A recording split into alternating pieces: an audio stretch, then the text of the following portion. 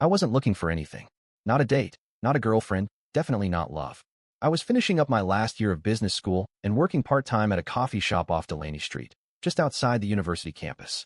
My plan was simple: graduate, get a job, move on. No distractions. But then Daisy started showing up. She came in around the same time most afternoons.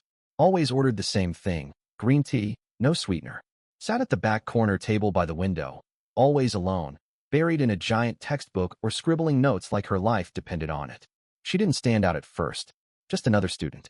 But the more I saw her, the more I started to notice things. Like how she always tucked her hair behind her left ear when she was reading, or how she bit the inside of her cheek when she was thinking. She wasn't flashy. No big makeup, no loud outfits. But she had this quiet, focused energy that drew me in. One day, maybe out of boredom, maybe just curiosity, I brought her a free refill without asking. "You didn't have to do that," she said, looking up from her notes. I shrugged. "You look like you could use it." She smiled. It was small but real. "Thanks. I'm Daisy." "Blake," I said. "You always study like you're about to take the bar exam?" She laughed. "Art history. Believe it or not, this is the fun stuff." That was the start of it. Just casual chats over the counter. A few jokes, some small talk. I didn't think much of it. I was buried in case studies and job interviews. But Daisy kept showing up. And then she invited me to a gallery opening one weekend. I went because I didn't have anything better to do, and because her eyes lit up when she talked about it. It was different. I'd never been in a room where people whispered about brushwork and symbolism. I didn't get half of it, but Daisy did. She moved from piece to piece like she knew every artist personally. She leaned in close and explained things to me, not in a condescending way, but like she wanted me to see what she saw. And I liked listening. We started hanging out more after that. She'd swing by during my shift with her sketchbook. I'd walk her home sometimes. Nothing serious. I kept telling myself I didn't have time for a relationship. But Daisy made space in my life without asking for it. And slowly, I found myself making space for her too. A couple months after graduation, I landed a job at a financial consulting firm in Charlotte. It wasn't flashy, but it was solid. 401k, decent salary, even a desk with a view of a parking lot. After years of classes and caffeine-fueled nights, I felt like I was finally getting traction. Daisy was still in school, working on her master's in art history. She wasn't sure what she wanted to do next, maybe teach, maybe work at a museum, but she talked a lot about this dream boutique she'd been imagining. A place that combined fashion, art, and storytelling. She even had a name picked out: Velvet and Bone. I didn't get it, but I nodded like I did. Not long after I signed my lease, Daisy started staying over more often. At first it was just a few nights a week, then weekends, then basically every night. So we talked about it and decided to make it official. We moved in together. I covered the rent and most of the bills, since I had the steady income. Daisy offered to handle groceries and the little day-to-day stuff. It worked. She kept things cozy, always had candles lit, art books stacked in corners, dried flowers hanging in the kitchen. Our place didn't feel like mine or hers. It felt like ours. Every evening, after work, I'd come home to her sketching or typing away on her laptop. Her boutique idea kept evolving. Mood boards taped to the wall, hand-drawn logos on the fridge. She was obsessed in the best way. I liked watching her light up when she talked about it, even if half the time I didn't know what she was talking about. Still, I could see the stress wearing on her. She'd scroll through funding sites late at night, sighing into her laptop. "There's nothing out there for people like me," she'd say. "Banks don't care about creative vision." One night, I brought it up. "What if we just made it happen?" I said, handing her a glass of wine. "You've got the vision. I've got, well, some money." Her eyebrows raised. "What money?" I hesitated. "My grandfather left me a chunk of inheritance. Not a ton, but enough to do something with." "Blake, no," she said immediately. "That's your future. That's not for me." "It's for us," I said. "If this is something you really want, I want to help." She stared at me for a long time, like she was trying to read between the lines. Finally, she said, "Okay, but only if you're really sure." I was. Maybe I shouldn't have been. Maybe I should have asked for a contract or something. But at the time, it felt simple. She had a dream, and I believed in it. We got to work. Daisy handled the branding, the aesthetic, the creative stuff. I built spreadsheets, cost models, figured out vendor contracts. It was a partnership, art and logic, wild ideas and numbers to make them real. And for a while, it felt good, like we were building something important. Together. The boutique was coming together, slowly but surely. We'd leased a small corner space in South End, not far from the arts district. It had exposed brick, tall windows, and just enough room for a front display and a tiny office in the back. Daisy was in her element, sketching window layouts, sourcing racks from vintage shops, painting the walls herself with muted tones and hand-stenciled patterns.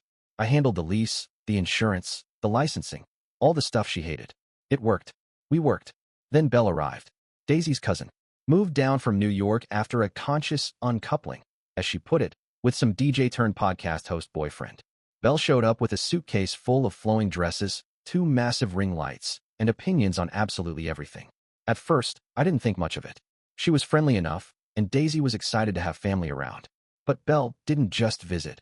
She embedded herself in the boutique like it was her personal stage. Within a week, she was helping rearrange displays, suggesting slogans for merchandise, talking about branding synergy and market disruption like she was running a TED Talk in the back room. "You need an angle," she told Daisy over coffee one morning, while I sat at the counter answering vendor emails. "Something that pops. Women don't just want pretty, they want power. Make it feminist. Bold. Loud. Be the face of it." I saw Daisy pause, like she wasn't sure. Then she nodded. "Yeah, that could work." I didn't say anything at first. I figured it was just a phase. But the boutique started changing. Gone were the handmade pieces from local artists that Daisy had spent months curating. In came wholesale graphic tees with slogans like CEO of my own life and mood, unbothered. Belle convinced her to add a selfie wall with fake neon and a hashtag painted on the floor. "People need to see themselves in your brand," Belle said. "This is how you go viral." "But that's not what I pictured," Daisy said once, hesitating as she scrolled through yet another order of trendy items. "It's what sells," Belle replied with a shrug. "This isn't a gallery. It's retail." And just like that, the boutique wasn't hers anymore. Or mine. Or ours. It was Belle's project, Belle's vision. Except she didn't fund it, build it, or sign for any of the loans. I tried to bring it up one night, gently. "Hey," I said, "I know Belle's trying to help, but maybe we could slow down on the rebranding stuff?" Daisy didn't look up from her laptop. "Why? It's working."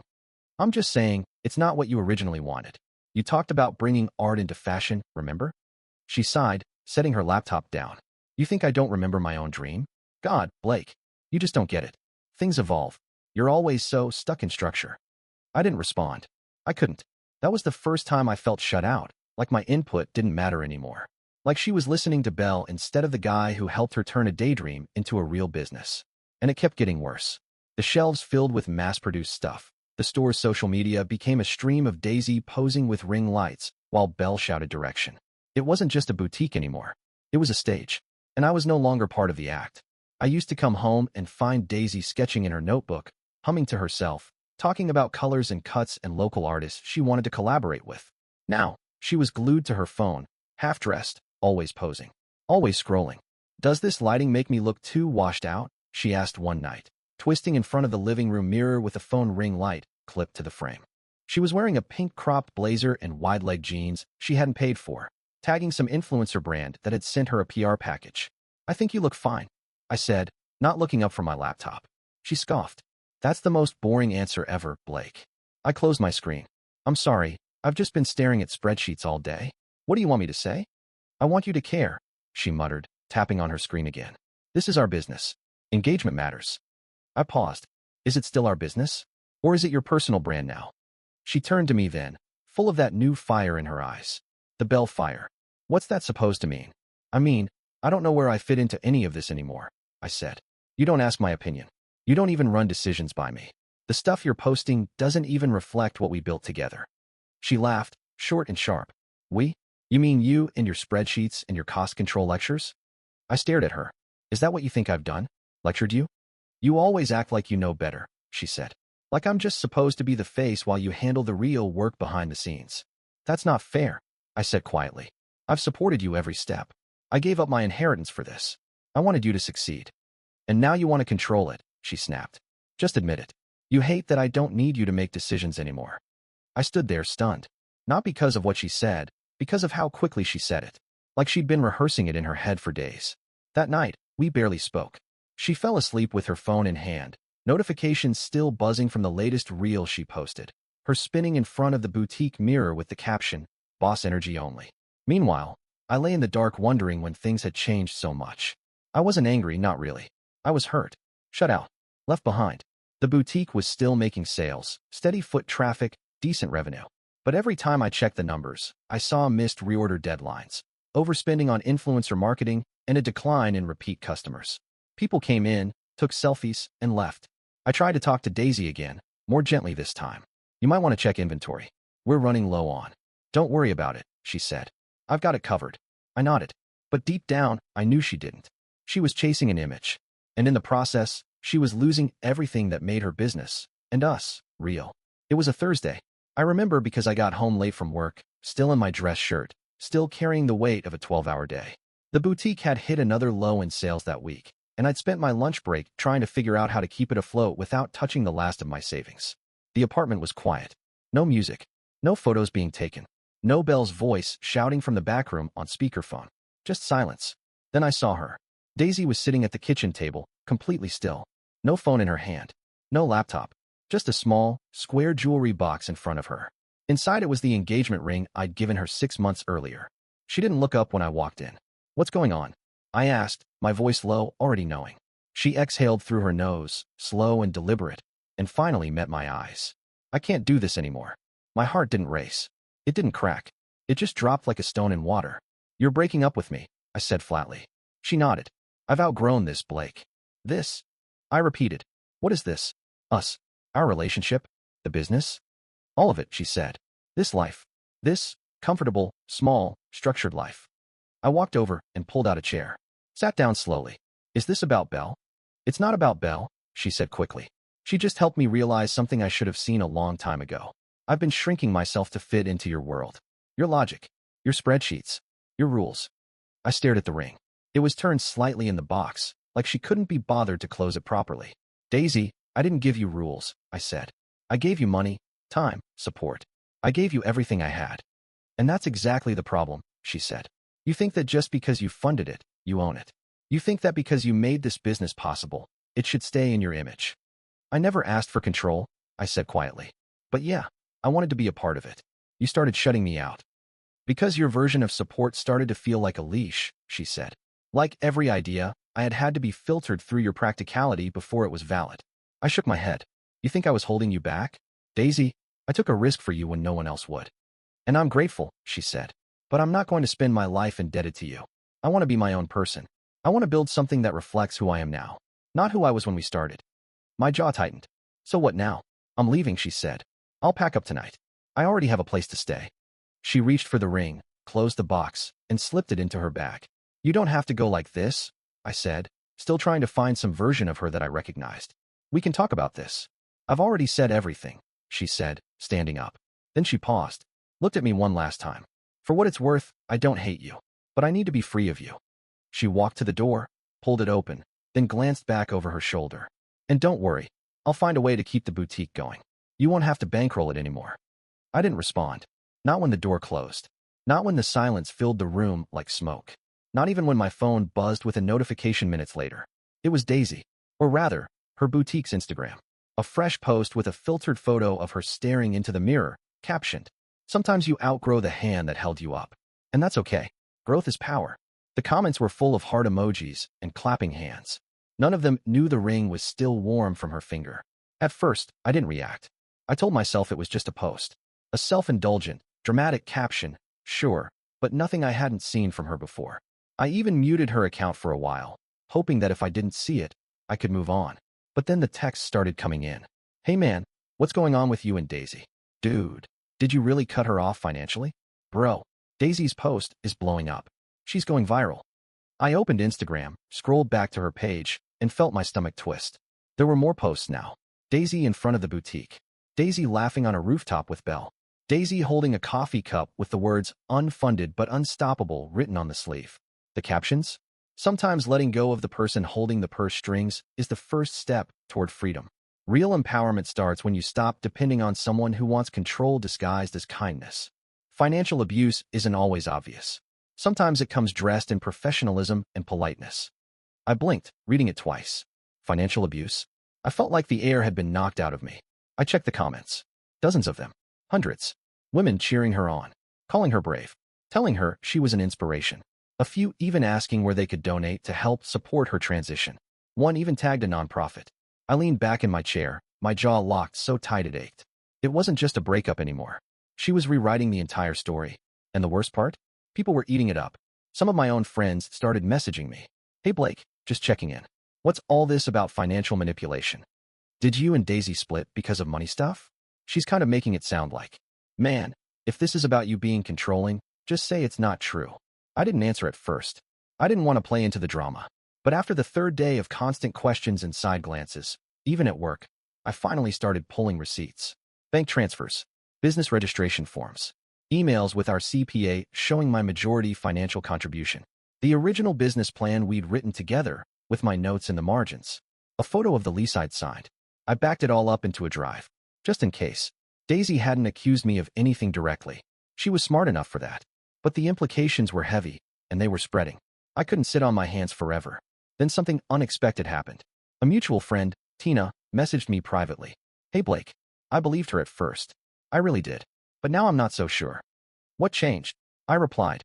She said you tried to shut the boutique down when she left. But I've seen the lease. I saw your name on the documents. I asked her about it, and she got weird. Tina wasn't the only one. A week later, another mutual friend commented, politely, but publicly, on one of Daisy's posts. Didn't Blake fund the whole boutique in the beginning? Just curious. The comment disappeared within an hour, and that's when I realized something. Daisy wasn't just trying to move on. She was trying to erase me, and I wasn't going to let that happen. It was nearly 3 weeks after she left when Daisy texted me again. Daisy, hey, I know things are weird, but can we talk? I stared at the message for a while. I should have ignored it. But something told me this wasn't about closure or clarity or peace. I replied with one word. Me when? She suggested coffee, but I said no. We met at the boutique instead. Neutral ground, or so I thought. When I walked in, I barely recognized the place. The walls had been repainted in some loud pastel gradient. The art pieces were gone, replaced by racks of matching slogan tees and crop tops. A neon sign that read Rise, Reclaim, Rain buzzed faintly over the checkout counter. Daisy was behind it, arms crossed, dressed in something sleek and influencer chic. She looked tired but tried to hold her posture like she hadn't just posted 3 sob story captions in 1 week. Thanks for coming, she said. I nodded, staying by the door. What's this about? She took a breath, trying to keep her tone casual. The boutique's struggling. Orders have dropped, foot traffic's been light. I had to let go of one of the part-timers. I didn't say anything. I was wondering, she said slowly, if you'd consider a short-term loan, just to cover payroll and rent. I'm trying to rebrand and... I laughed. It wasn't bitter, it was shock. The kind of laugh you let out when someone walks back into your house and asks for the keys they stole. You've got to be kidding me, I said. I wouldn't ask if I wasn't desperate, she replied quickly. Look, I know what I posted made things messy, but that wasn't about you. Wasn't about me? I took a step forward.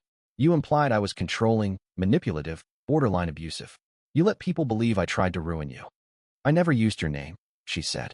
No, I said. You just let the world fill in the blanks. She looked down. For once, no comeback. No sass. Just silence. So here's the deal, I continued. You want money? Fine. But it's not a loan. It's a buyout. Her head snapped up. You acknowledge, publicly, that I funded the boutique from day one. You admit I co-founded it. You remove any posts suggesting otherwise. And in return, I'll agree to a legal settlement. You keep the brand. I get bought out over time. She swallowed. And if I say no, then you'll have no rent, no payroll, and a trail of lies you'll eventually have to explain to your vendors. Daisy stared at me, jaw clenched. You'd really force me to do that? You already forced me to do this, I said. The silence stretched between us. Then, finally, she nodded. Fine. Draft the agreement. I already had. The legal side moved fast.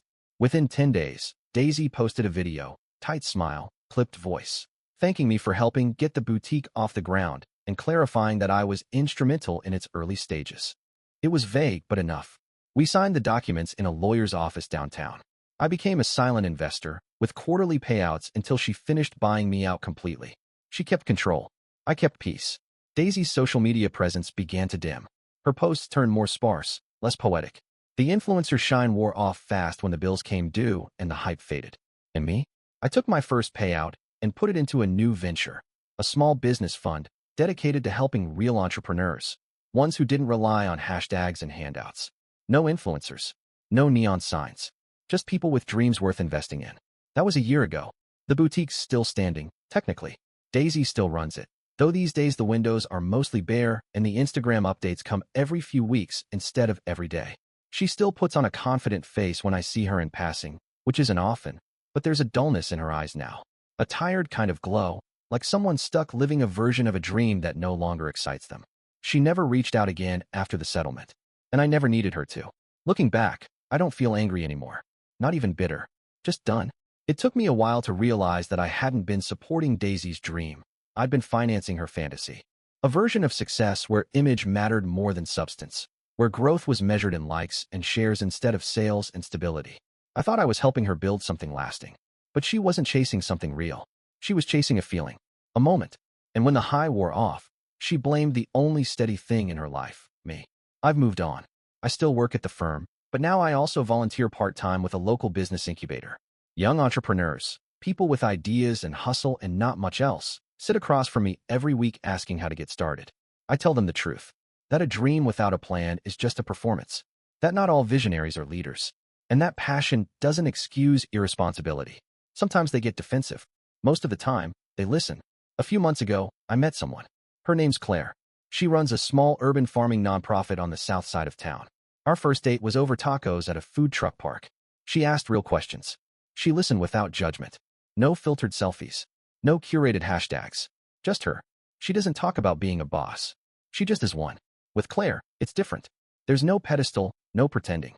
We build things side by side, even if it's just dinner or a weekend plan. She asks about my day and actually listens to the answer. We're not rushing anything. But for the first time in a long time, I feel seen. Not for what I can give, not for what I can fix, just for being me. As for Daisy, I hear the boutique isn't doing great. A friend mentioned she's having trouble moving inventory, that customers don't come in like they used to, that the shine's worn off. I don't take any joy in it, but I also don't feel sorry. Some lessons have to come hard. In the end, I didn't lose anything. I gained clarity. I got my time back, my energy, my peace. And now, I get to build something better, with someone who understands that real growth isn't loud. It's quiet, steady, rooted, just like me.